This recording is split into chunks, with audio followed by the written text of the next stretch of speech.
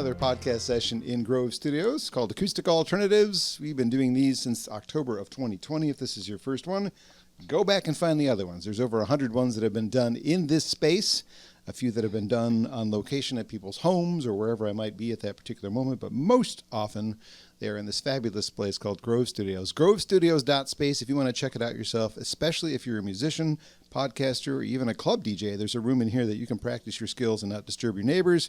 All of that applies to all of the things I just mentioned. Get out of the garage, get into the studio, GroveStudios.space. Not a first-time visitor to Grove Studios, but a first-time visitor to the podcast and somebody who's been doing music, and I just haven't interviewed her before, which is crazy.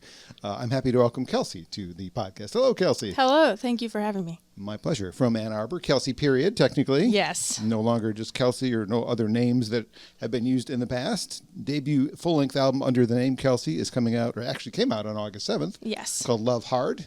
And before we get talking to you about that, your life, etc., Song.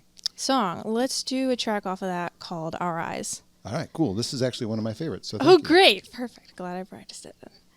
Wait, see, I just started, for the listeners, the pedal's acting weird, and I literally just started hitting it, but we're not using that today. I want to be the woman that you see. Ooh, because one look from you and I am. I want to be the music that you hear. Because one note from you and I can.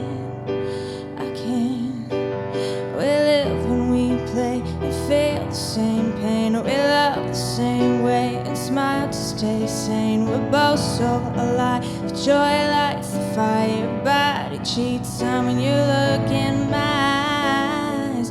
I love the way you see me, see me. I love the way you hear me, hear me. It's like I've always known you. You wrote my name.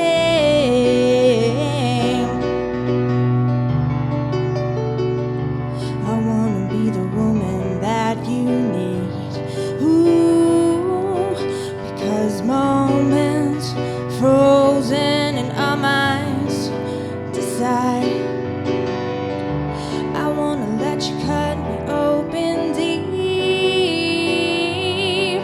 Because moments playing in our eyes. So my eyes we live when we play and feel the same pain. We love the same way and smile to stay safe. We're both so alive. A joy lights the fire. Your body cheats on when you look in my eyes. I love the way you see me, see me. I love the way you hear me, hear me. It's like I've always known you. You wrote my name. Do you love the way I see you, see you? Do you love the way I hear you, hear you? It's like I've always known you. You wrote my name. Can you imagine what will happen when we touch? My fever's running high. I think about you day and night. I'm going out of my mind. I'm going out of my mind.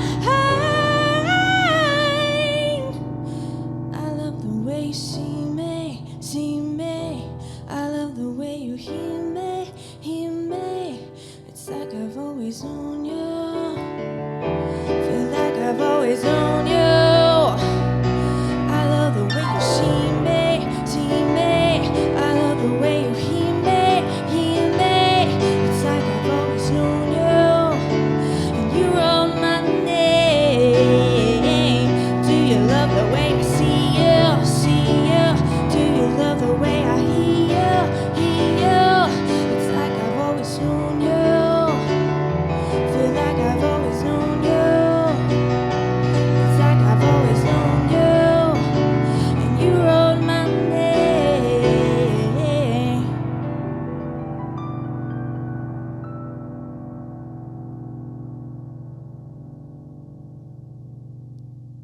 It's a track called Our Eyes on Acoustic Alternatives. Kelsey, period, is how I'm supposed to actually say it, right? Yes. Or Kelsey with the period. Kelsey with a period. Okay. This is an adjustment. We'll get used to it, and we'll talk about that in a bit. You're listening to Acoustic Alternatives, and there is a show, if you're listening to this before Friday the 21st, happening in Saline. Saline. And this is an encouragement to go to that, to see the full band, because this is a rock album. Yes, this is definitely a rock album. Definitely. You're hearing the song stripped down here in this configuration. I'm pretty happy to be able to present them this way as well. All right, let's talk a little bit about you first. You grew up in Ann Arbor, or did you? Yes, in Ann Arbor. I moved here when I was like 4 years old. So you don't remember the life before that anyway? I remember a little bit, but Really? not very much. Where was life before? Canton. Oh, okay. So Well, pretty close. Yes. Neighboring cities. Yes. Essentially. Oop. We'll just add that in as part of the song. Did you have a sibling? I've seen that on Facebook. Do, yes, older sister. Yes. And what did you guys do together as sisters? Did you hang out? We were pretty close. Yeah, we hung out a lot. She's only 2 years older than me. So we liked to, play with Barbies and play sports, play basketball with all the neighbors. We very much did everything. Okay. And a lot of kids together, so. I like that in my neighborhood I'm seeing kids actually outside doing sports. I am seeing that again. Yes. Playing outside with, soccer balls, water guns, and sports. And yeah. It's a lost art. Yes. Unfortunately. Did you have a favorite part of growing up in Ann Arbor? Was there, Of Ann Arbor specifically? Yeah, since Canton doesn't count. I would say just the music resources and programs that we had here, especially because we're talking about music. I loved going to Pioneer High School because the music program and the teachers there were incredible, and all the talent here was insane for a high school kid to have to compete against, almost like a magnet school. So you always had to push yourself. You could never coast through and just, get through on your talent. You always had to compete with everybody else, like as a friendly competition. So I did enjoy that part about being here.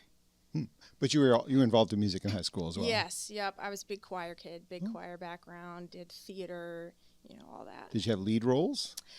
I had a couple. I was never like the acting on theater was never my. I've always been better on camera than acting on stage. So that's what they always told me anyway. Like you have to be bigger with the actings. But I had a few decent roles. Like I played a bird in Seussical that had a pretty big part. And then Alan Menken came to our show, and I had to sing for Alan Menken, and that was pretty crazy. No. But it was fine. I did okay. I only had to be Officer Krupke in my senior year of high school, and he doesn't sing. No. People don't want to hear him sing because it's me. It was a fun time in my life. I hope that you enjoyed. That's probably my favorite memory of high school is like the theater time. Like, even though I was backstage for the first 3 years, just helping out with that. It's just a great atmosphere. Yeah, I just liked the atmosphere and the people.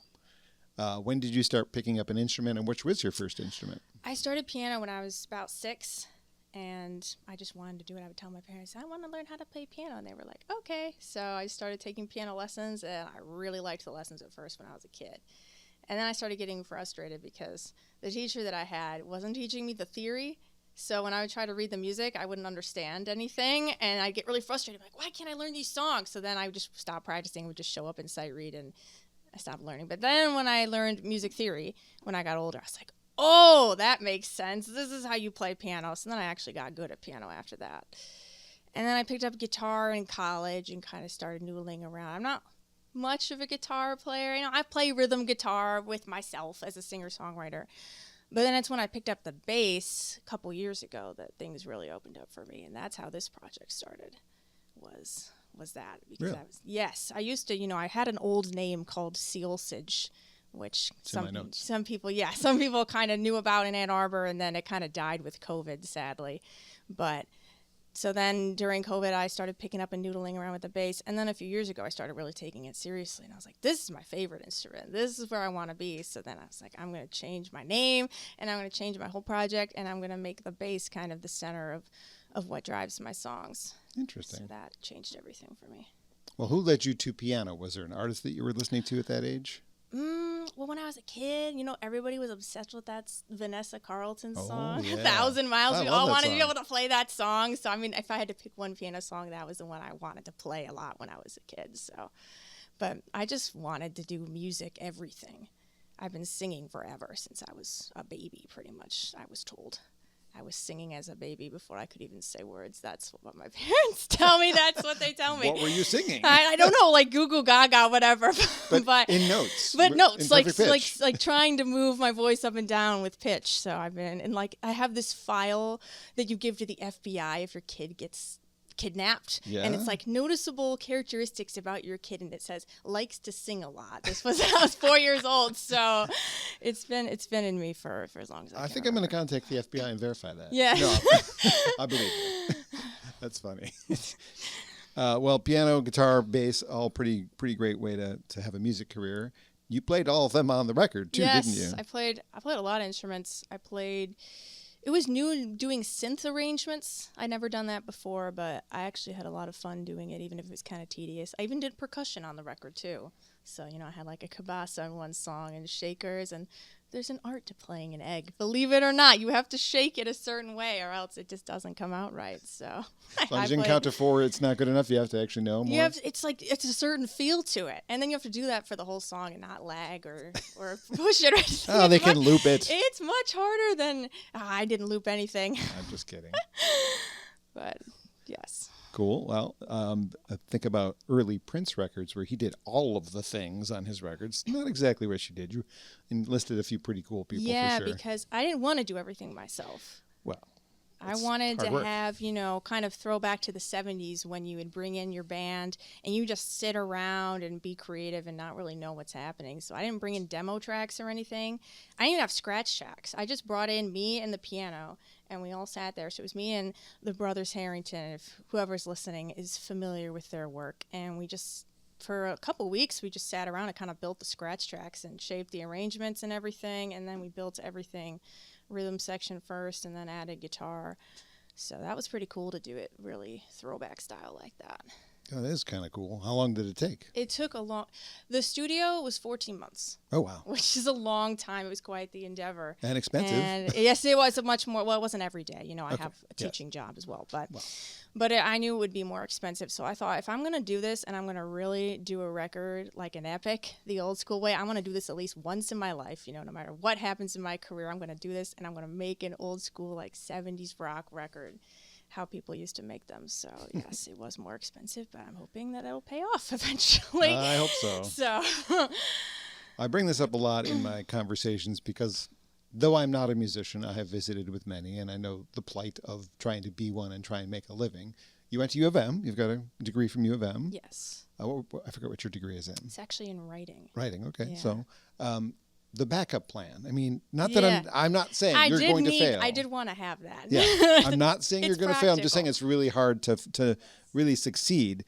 I also noticed, because the internet can tell me a lot of things about you. You had some basic jobs: food service, camp counselor, and you Yep. mentioned you're a teacher at School of Rock, right? Yep, and then also private lessons as well. Private Yes. lessons. So you've got a source of income when you're not performing, when you're not.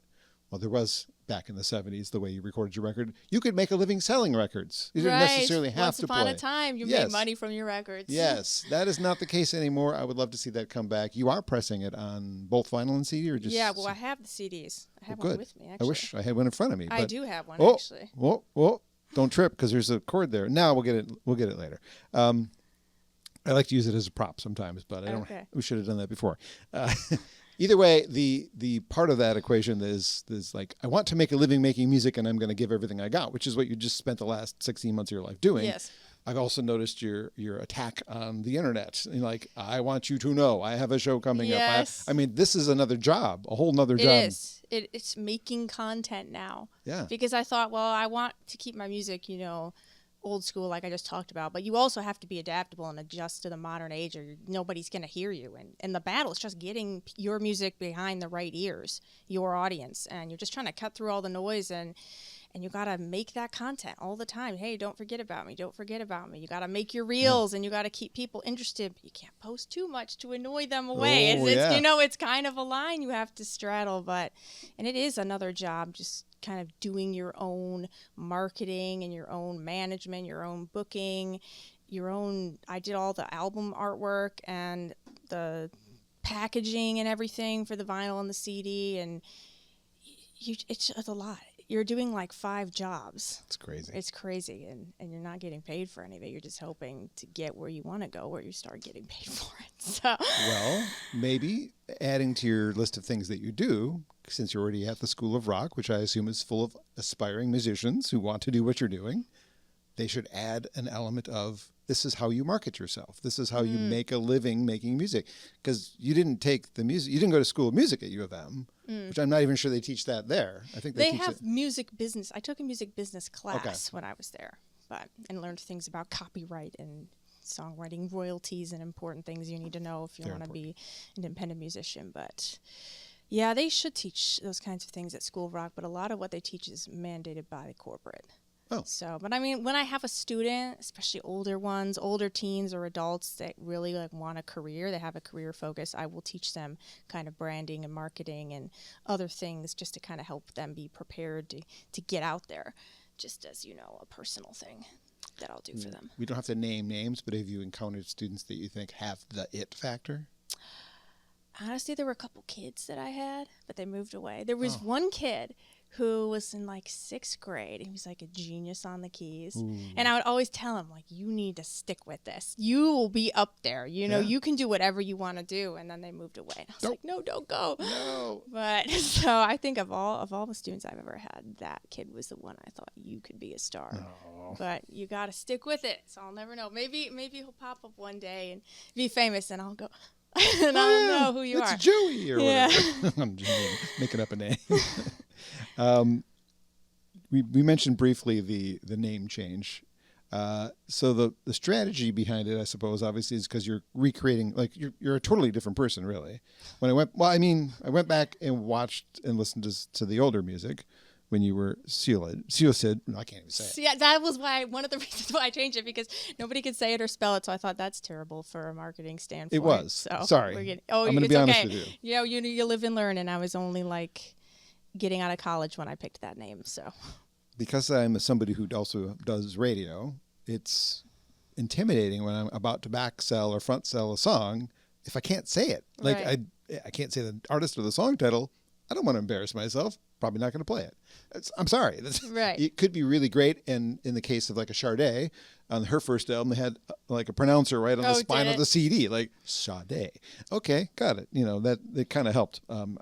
But still, it was a confusing that's not English. That's Irish, right? It was like Old English. Old English. But I don't care anymore. It's gone. It's gone. It's gone. Okay. We're beyond it. Well, the period is a piece of punctuation and is also a part of grammar in that way. You could have gone by Kelsey Grammer, but that was taken. That's already an actor. Yes. But the Kelsey period thing, we have to still establish, because you and I had this live on this recording that I wasn't sure. Am I supposed to say the period? But yes. So in your marketing, you might want to also include Kelsey period. Because does it make it easier for you to be Googled? Well, it's optional to say. You don't have to say it. You can just say my name. I'm not really picky about it. Well, I could say Kelsey, damn it. It's like Kelsey, period.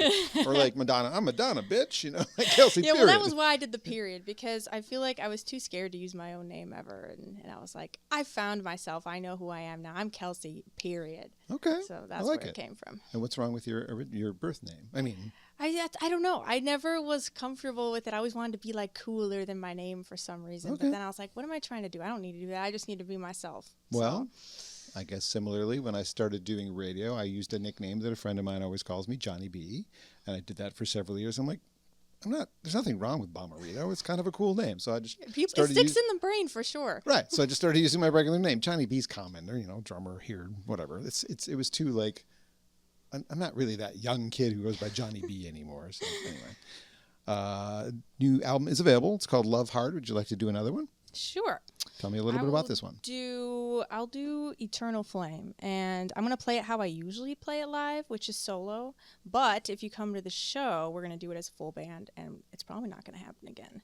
So that would be a very special thing to witness, because I like playing the solo on the piano, but I'm going to pick up the bass at the show and play the bass line. Are you gonna blend it with the Bangles' Eternal Flame while you're there? No. I already had somebody say that, and I was like, I forgot that song existed, when I wrote mine, and then I saw it, I was like, damn it. That's okay. But, they don't really sound similar, so I think we're okay.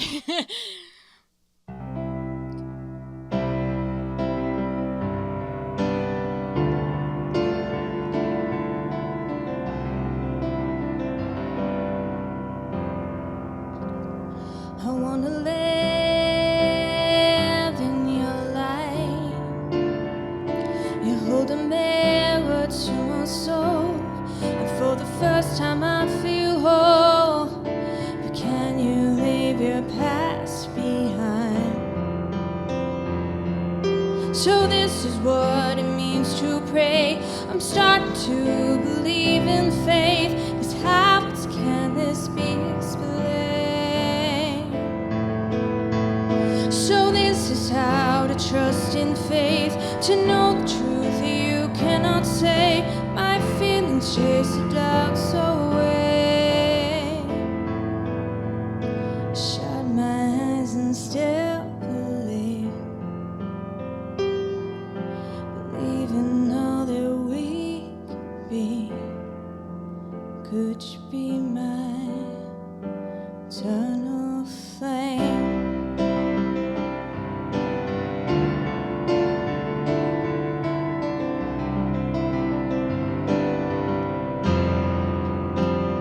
I wanna run in your mind. I wanna hold inside your soul. I want our bodies to feel whole. 'Cause I can leave my past behind. So this is what it means to pray. I'm starting to believe in fate. 'Cause how else can this be explained? So this is how to trust in fate, to know the truth you cannot say. My feelings chase the doubts away. Shut my eyes and still believe. Believe in all that we can be. Could you be my eternal flame?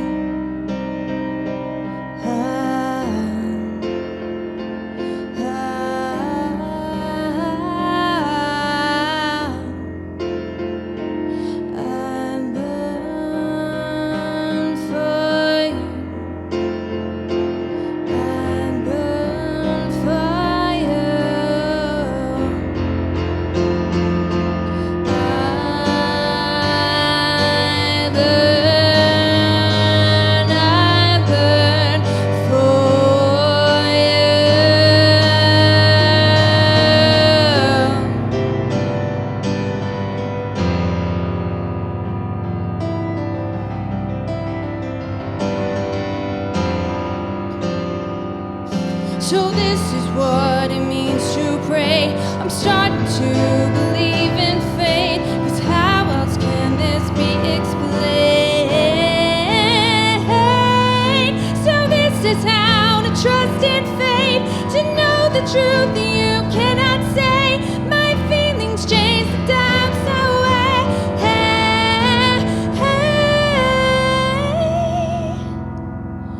Shut my eyes and still believe.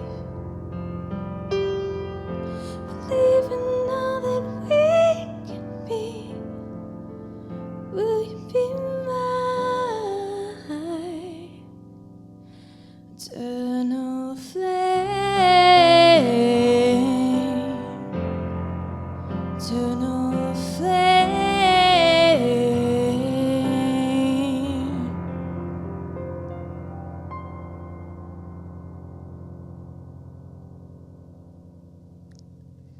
Eternal Flame is new music from my guest on Acoustic Alternatives, Kelsey, period. And we're here at Grove Studios, grovestudios.space. If you want to check out the space for yourself, there are 5 different rooms. We're in the largest room right now. If you're watching it on the camera, you're seeing about half of the room, which is equal to the size of the room across the hall. And then there's 2 other rooms down the hall. One of them's for mastering, another one's for DJ skills, and a third one that's not this one or that one is the one that's the one I originally was in. So if you go back and watch the first podcast, the first, 70 or so, we were in that room down the hall. So 5 different rooms available for you to use, 24/7 keypad operation. 2 in the morning works for you.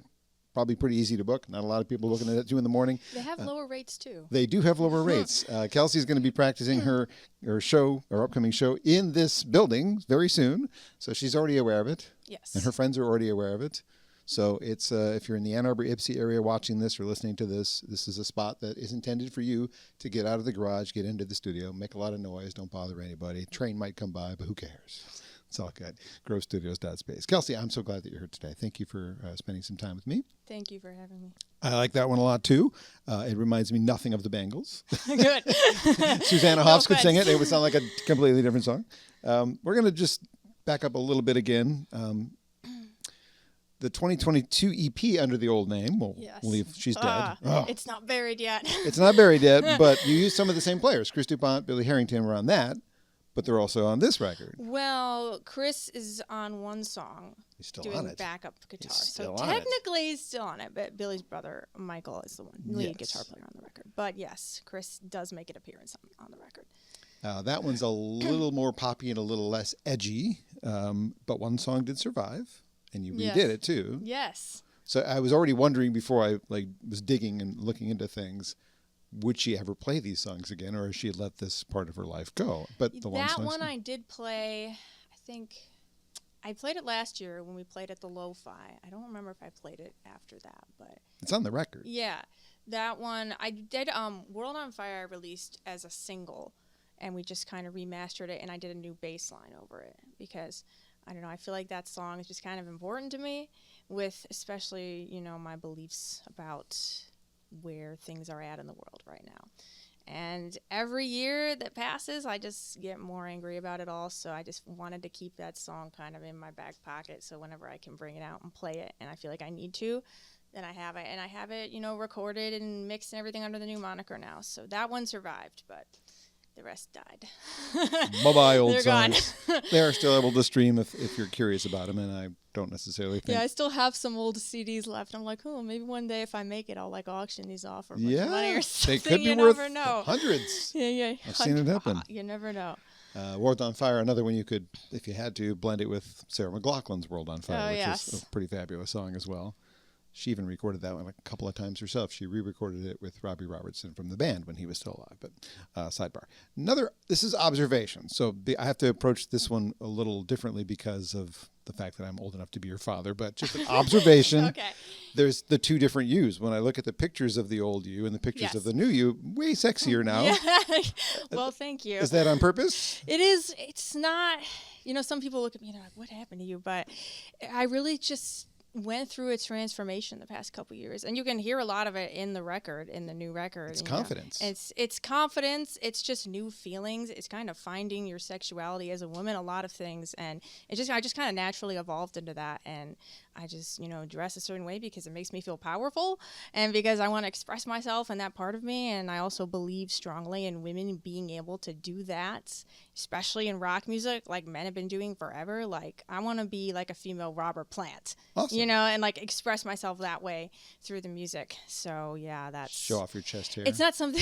No, I'm just well, kidding. I don't have that. I'm glad. Hopefully, but it's not something that I thought I need to up my image and do this and get clicks. It was more like, okay, this is who I am now, and I'm going to show that to people, and I'm just going to present that in a way that visually makes sense, because you do have to have a brand. So just the color red kind of became my brand because I started wearing it a lot, and I like wearing it. So I thought, okay, I'll just be the girl in red, and that'll be my image. Cool. There's a lot of thought that goes into all this, isn't there? There is. That was one of the things I kind of learned, that you have to have a visual identity, and you have to, especially on social media, you have to kind of tell the story of your music through that. So I thought, okay, well then, when we shot the album cover and all the album photos and everything, I thought, well, I'm just going to kind of feel the way I feel about this record and these feelings that I have. I'm just going to sit here and I'm just going to present that, and then whichever photo I think best represents the songs, I'm just going to pick that one, and that's what I ended up doing. Okay.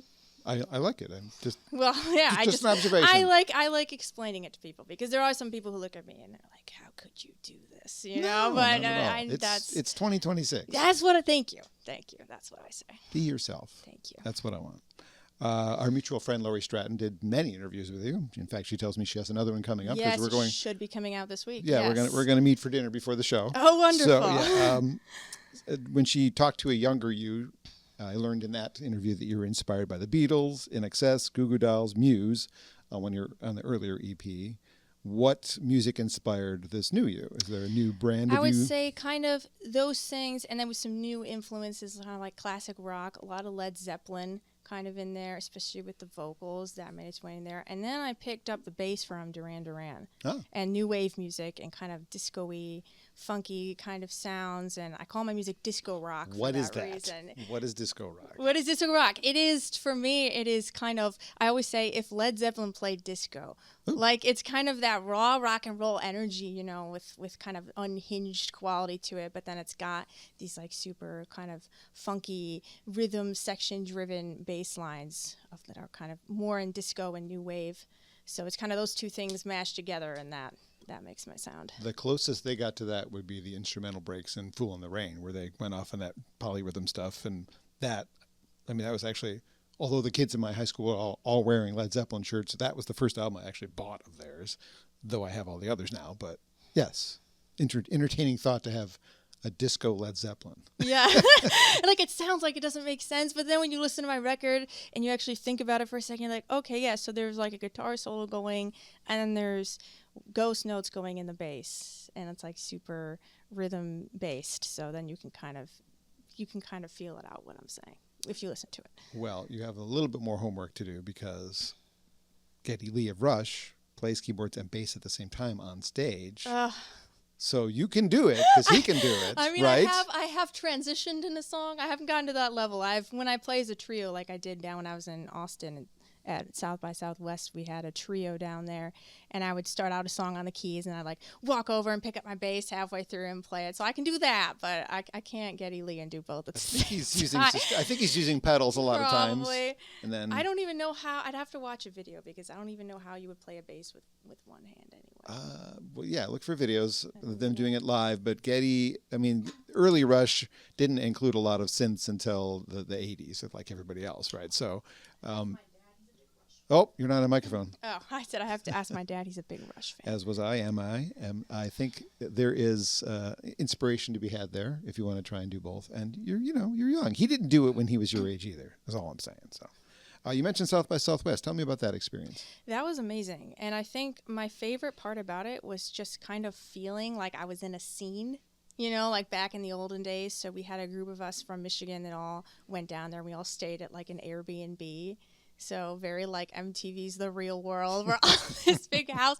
And it wasn't like crazy or anything like that. But, you'd wake up and there'd be people in the kitchen like rehearsing as a band. And I'd be making my tea and be like, oh, who's playing today? Whose show do I get to go see today?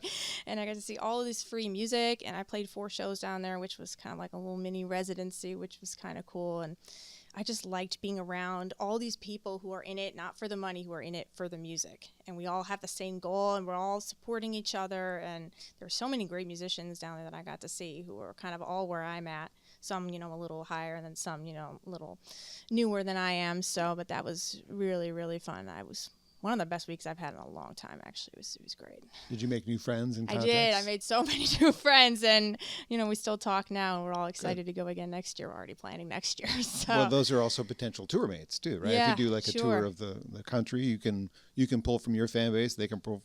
It's a thing. Yes, networking. People say you go to South by to network, not to... maybe you get a big break there. But I did have somebody from magazine come to my show and shoot me, which was cool, which was Guitar Girl magazine in Seattle, so that was pretty cool. I remember he came in and he had the press badge on. I was like, who are you? What magazine do you shoot for? I can't mess up, when I'm playing my show. But that was cool. So that was a cool experience. Well, good. I hope it works out. How did you decide where to record the album Love Hard? You have a lot of choices here in the Ann Arbor area. Well, I had worked with Eric at Solid Sound, like kind of half on the EP. I did some tracking there, and then I did some at DuPont's home studio, and I just really liked how the vocals came out there, and I really wanted to just kind of sit in a studio and be able to do that. And then he also offers like friends and family rates. So, and I just like Eric just as a guy and as a producer, and I felt like we were on the same page about how to go about this record. So, well, actually, too, he brought me on for a project through U of M, which when I did the early singles for this project, like Throw the Stone, that one, and I did a couple others, and Wasted got started there as well. He was teaching a recording class at U of M, and I came in and did a lot of recording in their studio, which I got for free, which was a great deal for me. But then I had to, be patient and help the students that are learning how to set things up. So there was a trade-off, but we did that, and that went great. So then I decided to do the rest of the record with him. I highly approve of your choice of the Harrington brothers. How did you pick them? They play a lot with my friend Adam. Yes, I've known Billy forever, since I was in high school. And he was the music director of Future Stars my last year. That's how I met Billy, actually. And everyone just thought he was so cool. They would all the students feel like, that guy Billy, he's so cool. He's like a cool guy, And so that was fun. I was a high school student back then. But then, I'd see him off and on in the scene. And my first single, I brought him aboard to drum for it. So that was just kind of natural choice. He's always been my studio drummer, and he's just the best in there. He just has such a feel. He's very Ringo that way, where he just knows what the song needs. So, and then I met his brother through him, and I just thought that he's just a great player, and I wanted somebody who could really just kind of let loose on the record, and I felt like he had that, and he could just, I'd push him sometimes, like, I want more from you. I want you to really go for it here, just let loose, and I think we got some great solos out of him for sure. Yes, definitely. He's incredible. Yeah. I don't have the CD in front of me, but I think "Love" is the last song on it, right? It's one of the last ones. Some near the bottom. We end with a jam. That's right. So yeah, we got "Love," and then we have "Answer to Love" right after that, and then "Dry," which is just kind of came about in the studio organically, where. What was I doing? I was demoing, and I had a guitar, and I just started playing that riff, and I was like, that's kind of cool. And then Billy came in, and he started, hitting a tambourine, and we were like, let's just, record this one-take improv and see what happens. And the three of us just got in a room and recorded it, and we were like, that sounds pretty good. So we, very, very old school, just edited it down a little bit, and then closed out the record with that. Nice. I bring up "Love" because it has strings on it, which I think it's the only one on the record that has strings. Well, real strings. There's some synth strings throughout the other ones, which is me on the piano. But yes, a real strings arrangement. How did that come about? What was your vision? I always wanted to put strings on it pretty early, because it just felt like I wanted this song to kind of sweep and move. And plus there was another personal reason I wanted to do it too. But anyway, so Eric knew the guy, Stuart Carlson, who arranged it. He had a couple people he would play for me and play different samples. Do you like this? Do you like this? And then he played something by Stuart, and I was like, him. Because he really had something in here. I could just feel the way he arranged, just a lot of emotion in his composition. So I was like, I want to work with him. So he did a draft, and it was great. Gave a couple notes, just a couple tweaks, and then he was awesome to work with. And he's kind of an inspiration too, because he's very openly, has Asperger's, and I really applaud, everything that he does, and what he has to face, discrimination and things, because he's a genius, an amazing player, and he should be, playing in New York. But unfortunately, people are bigots, and it's hard for him. And I admire him a lot, and he's really, really talented. So he also played violin and viola, and we kind of built it up multiple takes to do that. But that was a really cool day in the studio too. Cool. Again, new CD is called "Love Hard." I watched your unboxing. Oh, yes. I have to comment because I worked in a record store when CDs were coming out as a new thing. It was all records and then suddenly CDs. And the way you handled your CD was she actually knows how to handle one. I hate it when people touch the CD like this. And I'm like, you're getting a fingerprint on it. What are you doing? I was so proud of you. Thank you. My parents taught me proper CD etiquette, John. What are their first names? When I was a child, Chris and Becky. Chris and Becky, thank you. Chris and Becky, my biggest supporters. They taught me as a child, because I would listen to CDs all the time. When I was a kid, I would just lay on the couch when I was 5 years old, put in a CD and just listen to it. They'd be like, make sure if you're going to handle our CDs, this is how you hold it. This is what you do. So yes, I always hate it when or people just leave them sitting out. I'm like, what are you doing? Yes, same. And if they're not in alphabetical order, because of my background at a record store, it's how are you going to find it? Right. Where's my whatever now, CD? Do you do alphabetical order first or last name is the question. Well, last name. Yes. Because I worked in a record store, and that's how you file them in Not a the record store. iTunes way, then. No, not the iTunes way. There's the real way. The store, the physical store way. So I also noticed that there are a surprising number of songs. Most modern, when CDs were new, as I mentioned, people would try and cram as much as they could on the thing. It's 80 minutes. We could put 85 songs on it if we want to. You have 16 songs. Yeah. In a modern day, that is more songs than most people. Yeah. Why? And I'm glad, but why? Well, because I didn't mean to do it that way. And a couple of them are, Short an bits. instrumental or a short little guy with a segue in there. But I was like, I couldn't ask too much of people's time for a debut album. Like, I couldn't do a full double record. I feel like that would be a lot to get people to listen to it. But I just had a lot of songs. Number one, I had to cut so many that I really was quite fond of. In this period when I wrote all of these songs, it was hard to choose them. And there's still some like, maybe I'll record you one day. But I don't know. Usually that doesn't happen for artists. I mean, very rarely once in a while. But I had so many. And I really just wanted to tell the story, the personal story of what I experienced. So I just kind of started ordering them and deciding my favorites. And it just kind of came out that way. And I thought, well, if I'm going to do a record and I'm going to invest all this money into recording the record, I'm going to get the most out of it that I can. So I'm going to have 55 minutes, which it's under an hour, so I'm not asking too much of people's time, but it's, it's more than the average record. But because it's long, I was able to kind of waterfall release it and kind of stream out singles for the past 6 months or so. And then when I released the record, there's still so much for you to listen to, Right. It's not like only 2 songs you haven't heard before, which is that really an album release, John? It is not. This is not. So I agree with you. I think so alike. that was This is kind of good. the idea. Well, I'll kind of adapt to the modern streaming model, which is they're saying always put music out. So I did that, but then I also did more of the traditional LP with the 16 tracks. Well, we've done 2 so far, right? Yes. One more on piano, one more on guitar was the original plan. What is the next one on piano? Well, actually, I was going to do 2 on guitar. Oh, really? I changed my mind. Oh, So, you're allowed to change if your you mind. don't Well, why don't you mind. move things over and I will continue to talk. We're at Grove Studios in Ypsilanti, where you can, as I mentioned before, you're allowed to rent this space 24/7. It is available for musicians, podcasters, DJs in the area to get out of the garage and get into their studio. Again, if you're enjoying this one, johnbomarito.com is probably the easiest spot to find the others because there's a link for the Acoustic Alternatives tab up there. You can learn about the radio show I do on Radio Cobra Detroit. By the way, these songs will end up in the 3 o'clock feature I do there called what is it called? The Acoustic Coffee Break. So things that I record in here end up there on Sonic Coast. Also can be heard on Radio Cobra Detroit. So these songs might end up there as well. Kelsey's got a new album out called Love Hard, and she's ready to do a song. Yes, so we just talked about this one a little bit. So we're going to do Answer to Love. Nice. And then I'm going to do like a tiny little version of Drive on acoustic.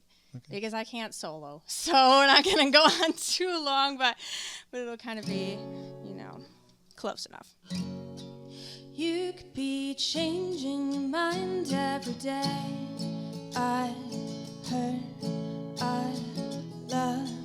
You could be planning out your great escape. I heard, I love. You could be waiting for the moment to say, I heard, I love. You could be waiting forever and a day, day, day. We are beautiful tragedy falling before we take flight. 'Cause all my sensible notions have flown out the window tonight. As I cry, helplessly wondering whether or not you'll be mine. Do you know that what we have is more precious than anything to find? I know it's the answer to love. This is not a typical circumstance, no. I heard, I love, so I understand why you don't say anymore. I heard, I love, but that doesn't mean that pain goes away. I heard, I love, in fact it gets a little harder every day, day, day. We are beautiful tragedy falling before we take flight. 'Cause all my sensible notions have flown out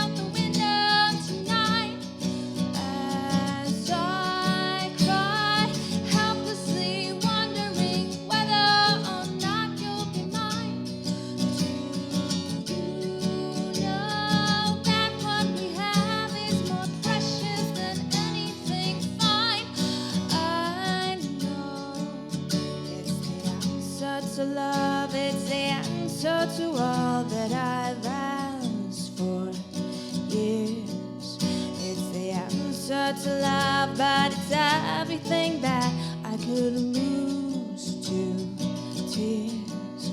And the weight of it all, oh, the weight of the choice that you made, my dear. Oh, how you shaped my fears and destiny.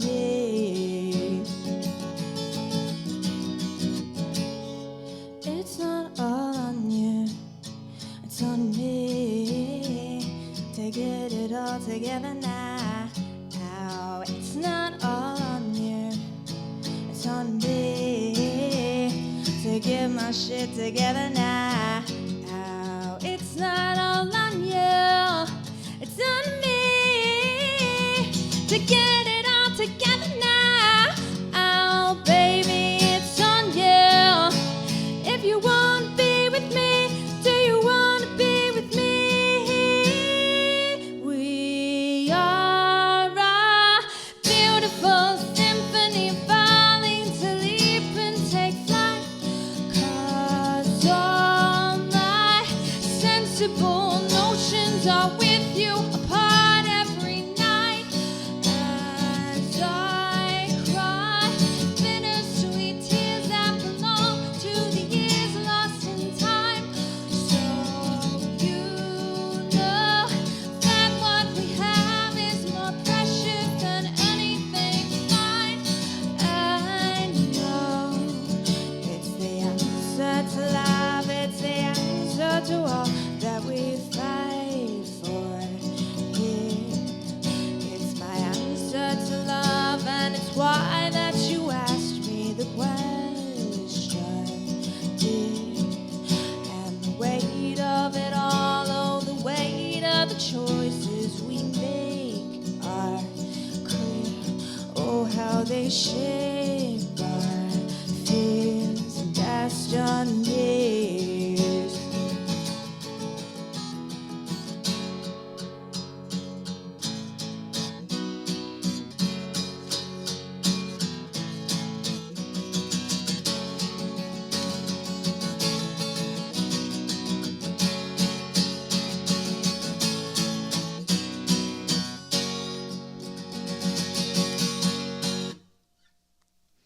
Kelsey Period, my guest on Acoustic Alternatives, a track you can find on her newest record, first full-length record, and first under Kelsey Period, Love Hard, and one she will definitely do with the full band. Yes. Coming up Friday. So we're doing the whole thing all the way through. Yep. So. And that's it? That's the entire show? Well, there could be an encore. Or a bonus cover. Could be a bonus cover. We never know. That would be very intriguing to find out what that is. Before you do the next song, a couple of more observations about the record. Stylistically, you've visited lots of different styles on this record. Definitely. You could say for pop radio, the Our Eyes song that you started off with is very catchy. Yes. Good for pop radio. I think it would embrace that if your plan is to use any sort of a promotional team to hire out to make this record more, national, not Right. just stick it out here in the world.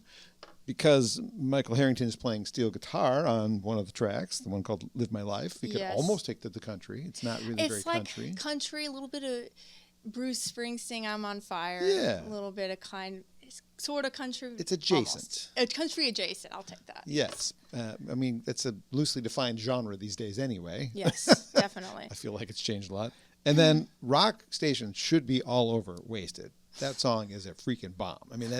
I saw the video. I think Michael or Billy posted it.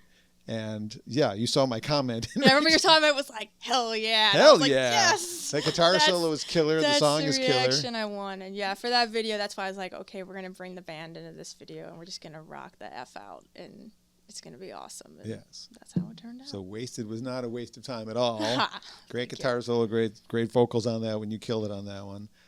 Is there a plan to do a promotional release to radio, try to reach more? Because you spent all this time and money making the record. You want people to hear it, right? Yeah, I've been kind of focused on playlisting on Spotify, and I have like a marketing little, it's not really, they call themselves a label, it's like a kind of a hybrid label, sort of like a 50-50 label that I got accepted to that I'm going to start doing pretty soon.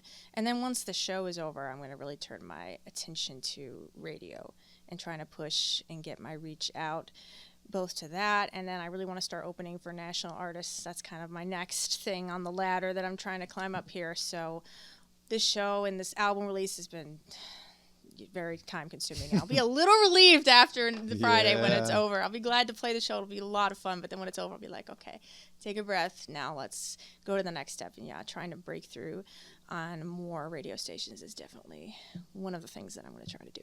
In other markets other than the one you live in? Yes, trying to maybe get to some college radio stations first, and then just whatever other independent stations I have that actually will take your music and not College their radio. corporate overlords. Start with college radio. Start with college, yes. Final question before I let you play the other guitar song. Thinking about the whole experience of recording and going through the process of writing and all the things it took to get this thing out in the world, what was the most valuable thing you learned in the process that you will use for your next record, whenever that might be? For the recording process? Just the whole process, the most thing. valuable thing you picked up and that you will definitely be using in the next record. Like, oh, I'm not going to do it this way, I'm going to do it that way. That's a tough one. I have to think about it. Did you really like writing the songs kind of organically in the studio? Will you do that again?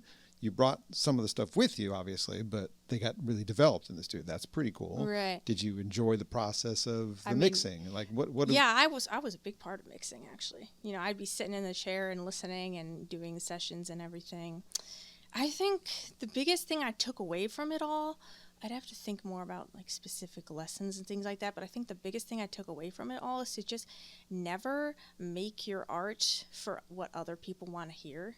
Never think about what other people want to hear, because it's so easy to get caught up in that, and just make what you really feel, and then that's going to find the right people to connect with. I think that's my biggest takeaway from the whole thing. That's cool. And I'm sure there's more to come, right? Yes. I'll be reflecting, I'll get more of a chance to reflect after Friday when I can actually like take a weekend and not work, which will be different. I've been working pretty much I don't even know. I think I had one day off in like the past month where I didn't work or do some level of work, on my computer, even something like that. So I can just take this weekend after the show and not work and just kind of think about it all. Like, wow, that all happened, But I'm sorry to make you work on a Sunday. No. This is actually fun though.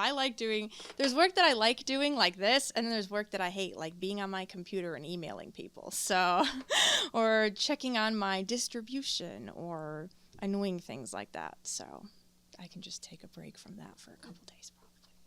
Love Heart is the new record. Yes. Kelsey Period is here in the studio at Grove Studios. I don't know which last one you're doing, because you started doing a little Wasted when we did the sound check. Yes, we're going to do Wasted. And I know it's just for you because, I'm not a guitar virtuoso. I can't play the solo, unfortunately. Billy's not here. Yeah, Mike is not here. So I will do my best possible rendition on acoustic here and rock out. But yes, if you come to the show, then this song will be banging, and there'll be a cool solo, and I'll be playing the bass riff on it. And I used to not sing and play bass on that, but I do that now. And I feel like that is an accomplishment, because it's very hard to do both on the song. But we're going to try our best to do this on guitar.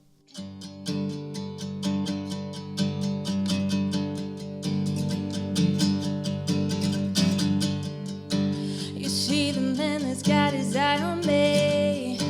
He's brought 1,000 women to the knees. He give me more than I could ever need. If only you could take a piece of me, because I'm sick of being wasted. You better get in my machine, or else I'll keep on being wasted, wasted, wasted, waiting for you. Why don't you open up your eyes and see that I'm the one to bring you to your knees? Come on now, don't you run away and flee. If only you could take a piece of me, because I'm sick of being wasted. You better get in line to see me, or else I'll keep on being wasted, wasted, wasted, waiting for you.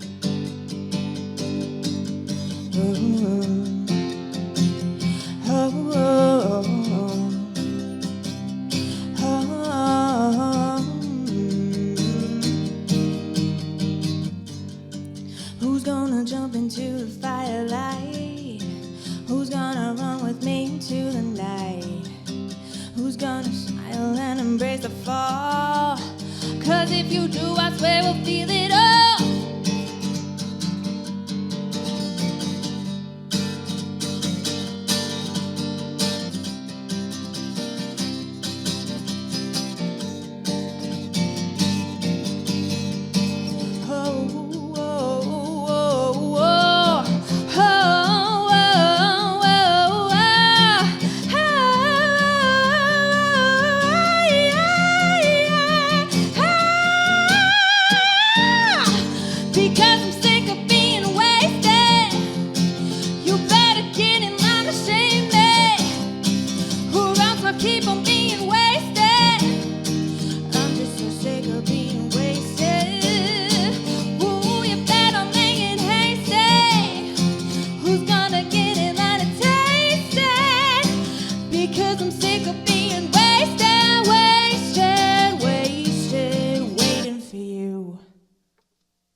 Hell yeah. Hell yeah. Got it again. Although this time hearing it acoustic stripped down like that, I'm actually hearing an influence I didn't hear in the fully recorded version.